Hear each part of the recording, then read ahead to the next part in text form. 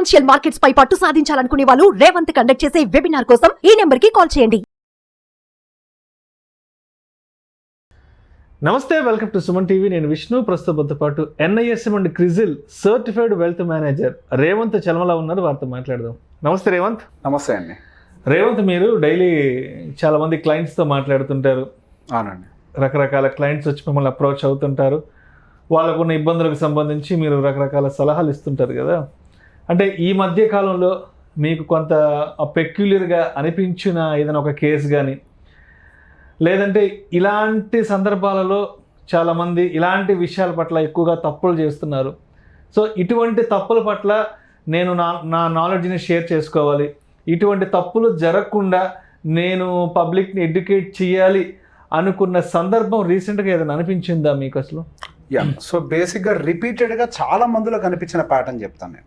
So బేసిక్గా అది knowledgeable investor అయి ఉండొచ్చు, లేకపోతే కొంచెం నాలెడ్జ్ తక్కువ ఇన్వెస్టర్ అయి ఉండొచ్చు, ఎవరైనా కానివ్వండి. అందరిలో నాకు కామన్ ప్యాటర్న్ ఒకటి కనిపించింది. అండ్ చరిత్రలో నేను ఆ ప్యాటర్న్ని గమనించినప్పుడు ఎవరైతే సేమ్ ప్యాటర్న్లో ఉన్నారో విపరీతంగా ఇబ్బందులు పడ్డ సిచ్యువేషన్స్ ఉన్నాయి. హర్షద్ మెహతా గారు కూడా సేమ్ ప్యాటర్న్లో ఇబ్బంది పడ్డారు. ఇండియానే ఒక రకంగా స్టాక్ మార్కెట్ రూల్ చేశాడు. బుల్ అంటేనే హర్షద్ మెహతా అన్న మాటకు వచ్చింది. మార్కెట్ అంటే ఆయన కూడా ఆ సందర్భంలో ఇబ్బంది పడ్డారు. అనిల్ అంబానీ, అదానీ గురించి ఇప్పుడు మాట్లాడుకుంటున్నాం. 90వ దశకంలోనే హర్షద్ మెహతా గురించి ప్రపంచం మాట్లాడుకుంటుంది. యాక్చువల్గా ఆయన హైయెస్ట్ అడ్వాన్స్ ట్యాక్స్ పేయర్. ఆయన కూడా పడ్డ ఇబ్బంది. అఫ్ కోర్స్ ఆయన చరిత్ర మనకు అనవసరం, కానీ ఆయన కూడా పడ్డ ఇబ్బందులు మనకు ఇంపార్టెంట్. సో బేసిక్గా మన ఇన్వెస్టింగ్ ప్యాటర్న్ గమనించినప్పుడు అందరిలో యాక్చువల్గా మన ఇండియన్స్ అందరూ కూడా బై మెంటాలిటీ కన్జర్వేటివ్ ఇన్వెస్టర్స్. మన ఇండియన్స్కి ఉండే సిచ్యువేషన్స్ కూడా కన్జర్వేటివ్గానే కొద్దిగా ఉండాలి అని చెప్తూ ఉంటాయి. అండ్ మనకు ఎదురయ్యే పరిస్థితులు కూడా ఎప్పుడు ఏమొస్తాయో తెలియదు. At any given point of time మనకు అవసరమైతే డబ్బులు కూడా రెడీగా చేతిలో ఉండాలి అనే సిచ్యువేషన్స్ మన ఇండియన్స్ కూడా ఎక్కువ ఎదుర్కొంటూ ఉంటారు. కానీ నా దగ్గరకు వచ్చినప్పుడు, లేదా నేను కలిసిన క్లయింట్స్ అయి ఉండొచ్చు, నాలెడ్జబుల్ ఒక్కతని విపరీతమైన నాలెడ్జ్ కలిశాను, కొంతమంది కొంచెం నార్మల్ నాలెడ్జ్ ఉన్న వాళ్ళని కలిసాను, రకరకాల వాళ్ళని కూడా కలిసాం. సో బేసిక్ అందరిలో నేను కామన్గా అబ్జర్వ్ చేసింది ఏంటి అని అంటే, ఇన్వెస్ట్మెంట్స్ పెట్టే ప్యాటర్న్లో అయితే ఫుల్ అగ్రెసివ్గా వెళ్ళిపోవడానికి ట్రై చేస్తుంటాను. సో బేసిక్గా నేను మార్కెట్లో డెప్ట్ ఇన్స్ట్రుమెంట్కి మంచి విలువ ఇవ్వాలి. మన పోర్ట్ఫోలియోలో డెప్ట్ బాండ్స్, డెప్ట్ బేస్డ్ మ్యూచువల్ ఫండ్ అవ్వచ్చు, బాండ్స్ అయి ఉండొచ్చు, లేదా లిక్విడ్ బీస్ అయి ఉండొచ్చు, ఏదైనా కానివ్వండి, కుడ్ బి ఎనీ ఫార్మాట్. మన దగ్గర ఖచ్చితంగా ఒక మంచి వెయిటేజ్ వాటికైతే ఇవ్వాలి అని చెప్పేసి నేను ఎప్పుడు చెప్తూ ఉంటాను. సో దానికి సంబంధించి నేను ఆ ప్యాటర్న్ నేను చెప్పినా కొంతవరకు అర్థం కావట్లేదు మా ఇన్వెస్టర్స్కి కూడా. అలానే ఒక మంచి ఇన్వెస్టర్ని కూడా కలిసాను. సో బేసిక్గా నేను ఆయనతో మాట్లాడిన తర్వాత ఆయన కూడా డెప్ట్ ఏ కొద్ది కూడా మెయింటైన్ చేయడంతో నాకు అర్థమైంది ఎంత నాలెడ్జబుల్ ట్రేడర్స్ అంటే ఒక స్టాక్ పిక్కింగ్లో మంచి నాలెడ్జ్ ఉండొచ్చేమో, కానీ ఈ పోర్ట్ఫోలియో ఎలాకేషన్లో మాత్రం అందరూ వెనకబడిపోతున్నారు. ఒక పెద్ద క్రాష్ వచ్చింది అని అంటే ఖచ్చితంగా క్యాపిటల్ జీరో అయిపోయి విపరీతంగా ఇబ్బందులు పడతారు అనే విషయం నాకు అర్థమైంది. సో బేసిక్గా హర్షద్ మెహతా గారు కూడా మార్కెట్ ఒకసారి క్రాష్ జరిగినప్పుడు ఆయన పెట్టిన పెట్టుబడులని జీరో అయిపోయి మళ్ళీ అప్పు చేసిన ఇన్వెస్ట్మెంట్లోకి రావాల్సిన సిచ్యువేషన్ వచ్చింది. సో ఈ చరిత్రని బట్టి మనం ఏం నేర్చుకోవాలి? ఖచ్చితంగా మన దగ్గర క్యాష్ కాంపోనెంట్ అనేది ఉండాలి. అది లేకపోతే ఒక టైం జీరో అయిపోతాం. సో బేసిక్గా నేను మీట్ అయిన క్లయింట్ కూడా చాలా పెద్ద amount, he's almost he's very మంచి నాలెడ్జబుల్, పెద్ద కాలేజెస్లో చదువుకున్నారు ఆయన వైఫ్ కూడా నాకు చెప్పారు, ఆల్మోస్ట్ ఆయన పర్ డే ఆయన జీవితంలో ఆఫీస్ తర్వాత హైయెస్ట్ ప్రియారిటీ ఎవ్రీడే చదవటం స్టాక్ మార్కెట్కే ఇస్తారు. అద్భుతంగా స్టాక్ పిక్ చేస్తారు. ఒక స్టాక్ గురించి చెప్పండి అద్భుతంగా వివరించారు. నాకు చాలా ముచ్చటేసింది. కానీ ఫైనల్గా నేను అడిగినప్పుడు, సార్ ఇట్లా మీ దాంట్లో డెప్ట్ లేదు, మార్కెట్ ఏమో హైలో ఉంది, ఎక్కువ మంది దాంట్లో ఏమో స్మాల్ అండ్ మైక్రో క్యాప్స్ ఉన్నాయి, ఏంటిది మరి ఏదన్నా మార్కెట్ క్రాష్ జరిగితే మీ పోర్ట్ఫోలియో బై డిఫాల్ట్గా ఇండెక్సే 20-30% పడ్డది అని అంటే, అది మైక్రో స్మాల్ క్యాప్స్ అయితే నాట్ లెస్ దాన్ 60-70% కూడా పడిపోతూ ఉంటాయి. గల్లంత్ అసలు మరి గల్లంత్ కదా. అట్లా ఎట్లా సార్ అని అంటే, సార్ నేను పర్సంటేజ్ డెప్ట్ కనుక ఇస్తే నా గ్రోత్ కూడా తగ్గిపోద్ది కదా అని చెప్పేసి అన్నాడు. మీరు హయ్యర్ సైడ్ చూస్తున్నారండి, లోవర్ సైడ్ కనుక జరిగే ప్రమాదం అసలు మార్కెట్ నుంచి మన బయటికి కూడా తోసేస్తుంది కదా అది. మరి దీని గురించి ఆలోచించారని అంటే, అవును సార్ నేను ఒక ఇన్వెస్టర్, పెద్ద ఇన్వెస్టర్, పేర్లు ఏం చెప్పను, పెద్ద ఇన్వెస్టర్ని ఫాలో అవుతాను. ఒకసారి ఆయన కూడా చెప్పారు, ఒక పెద్ద మార్కెట్ క్రాష్లో దాదాపుగా ఆయన పెట్టిన పెట్టుబడులు అన్నీ పోయాయి, కానీ కేవలం 20% ఆయన క్యాష్ కాంపోనెంట్గా మెయింటైన్ చేశాడు. ఆ 20% క్యాష్ కాంపోనెంట్ మళ్ళీ ఈ రోజు ఆయన ఇండియా టాప్ ఇన్వెస్టర్గా మార్చిందంట. యాక్చువల్గా మీరు చెప్పిన ఎగ్జాంపుల్ నేను కూడా ఆయన దగ్గర విన్నాను అని చెప్పేసి అన్నారు. బేసిక్గా మన పోర్ట్ఫోలియోలో క్యాష్ కాంపోనెంట్కి ఎప్పుడైనా కానీ హై ప్రియారిటీ ఇవ్వాలి. మార్కెట్ అనేది మార్కెట్లో మనం స్టాక్ మార్కెట్లో ఉంటున్నాం. స్టాక్ మార్కెట్లో బుల్ ఎట్లనో బేర్ కూడా అంతే కదా. We have to accept. మనం బుల్ని యాక్సెప్ట్ చేసినప్పుడు బియర్ని కూడా యాక్సెప్ట్ చేయాలి. నేను బొమ్మనే తీసుకుంటా, బొలుసు నాకు వద్దంటే కుదురుద్దా? నాకు ఆనందమే కావాలి, బాధ వద్దంటే కుదురుద్దా? నాకు తీపే కావాలి, చేదొద్దంటే కుదురుద్దా? ఏది కుదరదు కదా. అలానే స్టాక్ మార్కెట్లో లాభం తీసుకున్నప్పుడు నష్టాన్ని కూడా తీసుకోవడానికి ప్రిపేర్ అయి ఉండాలి. కానీ ఇక్కడ నిజమైన ఇన్వెస్టర్ ఎలా ఉంటాడు అని అంటే ఆ రాబోయేటువంటి నష్టానికి ప్రిపేర్ అయి ఉంటాడు. ప్రిపేర్ అయి ఉండడం అని అంటే నష్టం వచ్చినా పర్లేదు, స్టాక్ మార్కెట్ మళ్ళీ పైకి వెళ్ళొద్ది, ఎవడెవడో యూట్యూబ్లో చెప్పాడు, వాళ్ళంతా నేసం చెప్పి దాని గురించి మళ్ళీ మాట్లాడదాం. వాళ్ళ గురించి మళ్ళీ మాట్లాడదాం. ఎవడెవడో చెప్పాడు వాళ్ళందరూ నేసం సెబీ దగ్గర 200 మంది డిప్లాయ్ చేశారు. రెడ్ బుక్ ఒకటి ఉంది, రెడ్ బుక్ ఉంది వాళ్ళ దగ్గర, దాని గురించి మళ్ళీ మాట్లాడదాం. ఇదంతా సోది కబుర్లు. మార్కెట్ పైకి లేదు తర్వాత విషయం. మీరు పెట్టిన ఎగ్జాంపుల్ ₹1,00,00,000 ఫిగర్తో చెప్తా. అందరు ఇప్పుడు ₹1,00,00,000 ఈజీగా వచ్చేస్తున్నారు మార్కెట్లోకి. ₹1,00,00,000 ఫిగర్ మీరు పెట్టుబడులు పెట్టి అది చిన్నగా పెంచి పెద్దది చేసి అదో 60-70% పడితే కోటి కాస్త 30 లక్షలకు వస్తే మీ పరిస్థితి ఏంటి? అది నిజంగా అసలు మీరు మార్కెట్లో ఉంటారా ధైర్యం చేసి? అది సాధ్యమా? సో ప్రతిసారి మన లైఫ్లో ఒక ప్లాన్ అనేది ఉండాలి.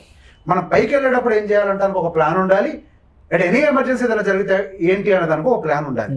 మన బైక్ ఏదైనా జరిగితే బైక్ ఇన్సూరెన్స్, కార్కి ఏదైనా జరిగితే కార్ ఇన్సూరెన్స్, హెల్త్కి ఏదైనా జరిగితే హెల్త్ ఇన్సూరెన్స్, ప్రతి దానికి ఒక ఇన్సూరెన్స్ అనేది ఎట్లయితే ప్లాన్ చేస్తున్నామో అలానే మన పోర్ట్ఫోలియో కూడా ఒక హెడ్జింగ్ టూల్ అనేది ఉండాలి.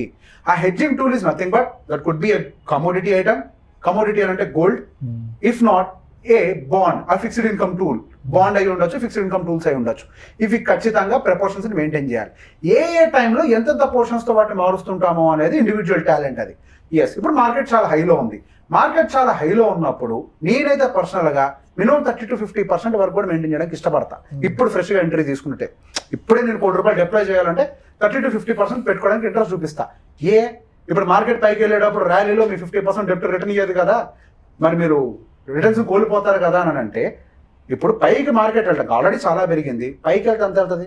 10-20 వెళ్తుందా? కానీ కిందకి పడితే అదే 20-30-40% పట్టాలని కూడా స్కోప్ ఉంది కదా. సో బేసిక్గా నేను పైకి చూసేటప్పుడు కిందకు కూడా చూస్తా.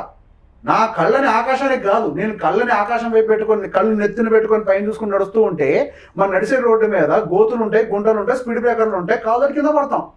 మనకి బై డిఫాల్ట్గా సబ్ కాన్షియస్ మైండ్లో రిజిస్టర్ అయ్యే నడక, అట్లాంటి నడకతోటే తట్టి కింద పడిపోతుంటాం ఒక్కొక్కసారి, మన కాళ్ళు మనకే తగిలి. అంత ప్రాక్టీస్ ఉన్న దాంట్లోనే పొరపాట్లు జరుగుతుంటాయి. అదే స్టాక్ మార్కెట్లో అయితే ఎన్ని తప్పుదాలు జరుగుతుండొచ్చు. సో మనం జరగబోయేటువంటి యాక్సిడెంట్కి ప్రిపేర్డ్గా ఉండాలి. మనకి ఇప్పుడు సింపుల్ ఎగ్జాంపుల్ చెప్తా. ₹1,00,00,000 మనం ఒక ఇన్వెస్ట్మెంట్ తోటి వచ్చాం. 100% మన ఈక్విటీలో డిప్లాయ్ చేసాం. మనకి యావరేజ్గా డైరెక్ట్ ఈక్విటీ ఇన్వెస్ట్మెంట్ స్టాక్ మార్కెట్లో స్టాక్స్ కొన్ని పెట్టుకున్నాం అనుకోండి, 30% యావరేజ్ రిటర్న్ ఎక్స్పెక్ట్ చేయొచ్చేమో. 30% తోటి మీ పోర్ట్ఫోలియో ఎక్కడికి వెళ్తుంది? ₹1,30,00,000 వెళ్తుంది. అదే దాన్ని మీరు ఒక 75% ఈక్విటీలో పెట్టుకొని ఒక 25% తీసి మీరు డెప్ట్లో పెట్టుకుంటే అదే 75 యాస్టీస్గా మీకు 30% డెలివరీ చేస్తుంది. ఈ 25% డెప్ట్ వచ్చేసరికి 7% యాస్టీగా డెలివరీ చేస్తూ ఉంటుంది సేఫ్గా. ఆన్ ద హోల్ మీకు యావరేజ్గా ₹1,24,00,000 గ్యారంటీ ఉంటాయి. దానికి దీనికి ఉన్న తేడా ఎంత? ₹6,00,000 కదా. అదే ఒకవేళ మార్కెట్ కింద పడ్డదనుకోండి, 100% ఈక్విటీ ఎక్స్పోజర్లో ఉన్నాం. ఈ 100% ఈక్విటీ ఎక్స్పోజర్ కనుక టప్ మన కింద పడిపోయింది అనుకోండి, మీ 50%కి పడిపోయింది. స్టాక్స్లో కాదు ఉంది, స్టాక్ మార్కెట్లో, మన మ్యూచువల్ ఫండ్స్లో కాదు.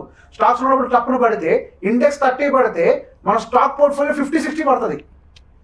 దట్ హౌ ఇట్ వర్క్స్ బేసిక్గా. సో 50% పడ్డది అనుకుందాం, ₹1,50,00,000 వెంటనే అవుద్ది. అవునా కదా? రైట్. ఇప్పుడు ఇదే కేసు తీసుకుందాం. 75% ఈక్విటీలో ఉండి 25% మనం డెప్ట్లో ఉన్నాం అనుకోండి. 75% యాస్టీస్ కిందకి పడి అండ్ మనకి డెప్ట్లో చూసారు 25, మార్కెట్ కిందకి పడ్డా దానికి ఏం కాదు.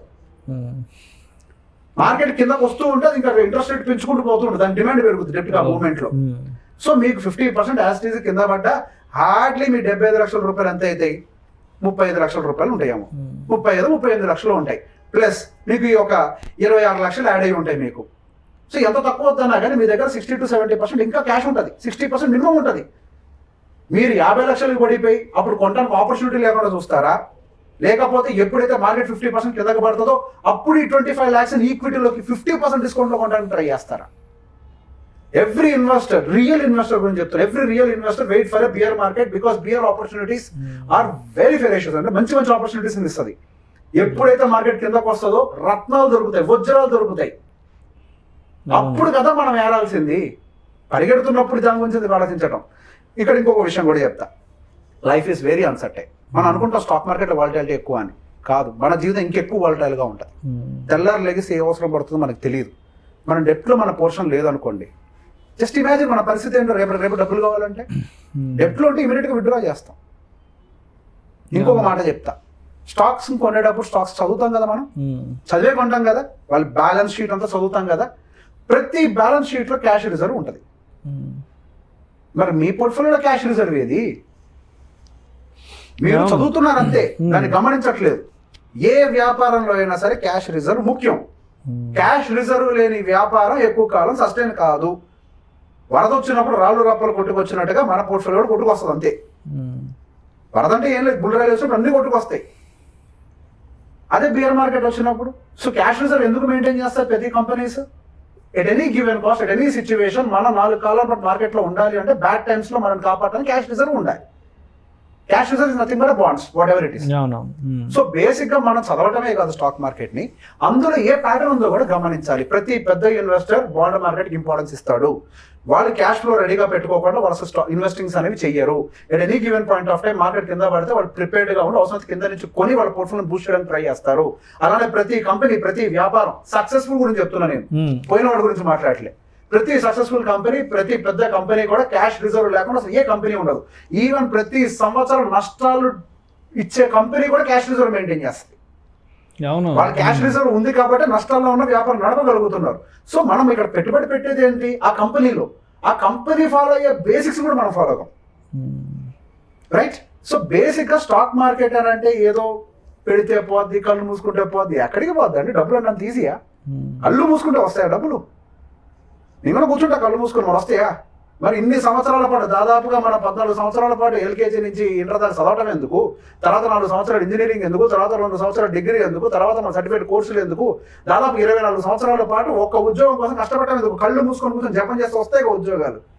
It is not like that, life is not like that definitely. ఇప్పుడు ఏదో బుల్లని చూసి మోసపోకండి, మీ పోర్ట్ఫోలియో డిజైన్ చేసుకోండి. ఇప్పుడు బేసిక్గా నేను నా ఇన్వెస్టర్లకైనా చెప్పేది అదే, మనం డెట్లో మెయింటైన్ చేసేది ఎమర్జెన్సీస్ కోసం, మార్కెట్ కింద పడ్డ కుషనింగ్ కోసం, కిందకు వచ్చినప్పుడు కొనడం కోసం.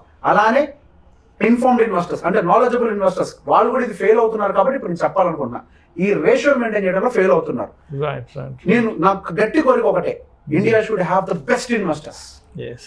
మంచి ఇన్వెస్టర్లు కావాలి మనకి. అప్పుడు ఇండియన్ ఎకానమీ ఎక్కడికి వెళ్తుంది, వాళ్ళతో పాటు నేను పోతా. నా స్వార్థం అది. అట్లాంటి వాళ్ళు ఉంటేనే వాళ్ళతో పాటు నేను కూడా వెళ్తా. మంచి మంచి ఇన్వెస్టర్స్ కావాలి. సో వాళ్ళు ఎందులో అయితే ఫెయిల్ అవుతున్నారో ఆ చిన్న ఎలిమెంట్ గుర్తుపెట్టుకోండి. Thank you so much. Thank you అండి.